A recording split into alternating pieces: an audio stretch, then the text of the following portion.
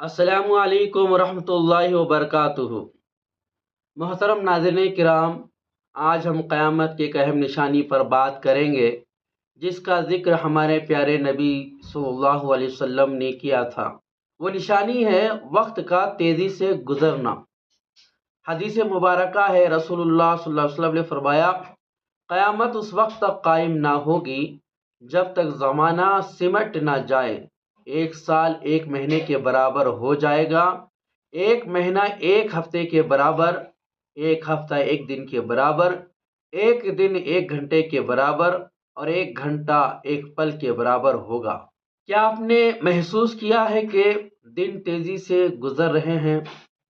کیا کبھی ایسا ہوا کہ صبح سے شام ہو گئی اور آپ نے سوچا وقت کہاں گیا؟ یہ احساس صرف آپ کا نہیں بلکہ ہر شخص کا ہے۔ یہ وقت کی تیزی قیامت کی نشانی ہے۔ محترم دوستو، ہم جانتے ہیں کہ وقت کی تیزی کے اسباب کیا ہیں۔ سب سے پہلا تو ہے گناہوں کا بڑھ جانا۔ جب گناہ بڑھتے ہیں تو اللہ تعالیٰ وقت کی برکت کو ختم کر دیتا ہے۔ آج جھوٹ، دھوکہ دہی اور بے حیائی عام ہو چکی ہے، اور یہی برکت کے ختم ہونے کی وجوہات ہیں۔ دوسرا ہے ٹیکنالوجی کی زیادتی۔ موبائل، انٹرنیٹ اور سوشل میڈیا نے ہماری زندگی پر قبضہ کر لیا ہے۔ ہم گھنٹوں اسکرین پر گزار دیتے ہیں اور احساس تک نہیں ہوتا کہ وقت کیسے گزرتا ہے۔ تیسرا ہے دنیاوی مشغولیات۔ ہم دنیا کے پیچھے بھاگتے جا رہے ہیں۔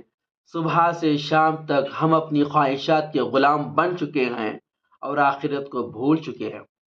وقت کی برکت ختم ہونے کے اثرات کیا کیا ہیں؟ سب سے پہلا ہے فیملی کے لیے وقت نہیں دینا۔ خاندان کے افراد ایک ساتھ بیٹھنے کا وقت نہیں نکال پاتے۔ دوسرا، عبادت میں کمی، نماز اور ذکر کے لیے وقت کم پڑ جاتا ہے۔ اور تیسرا ہے ذہنی سکون کا نقصان۔ اتنی مصروفیات کے باوجود دل میں سکون نہیں ہوتا۔ اس نشانی سے کیا سبق ملتا ہے؟ یہ نشانی ہمیں یاد دلاتی ہے کہ وقت قیمتی ہے۔ ہمیں اپنی زندگی کو اللہ کے احکامات کے مطابق گزارنا چاہیے۔ دوستو، آئے جانتے ہیں وقت کی قدر کیسے کریں۔ پہلا ہے نماز کی پابندی۔ نماز وقت کی پابندی سکھاتی ہے اور دل کو سکون دیتی ہے۔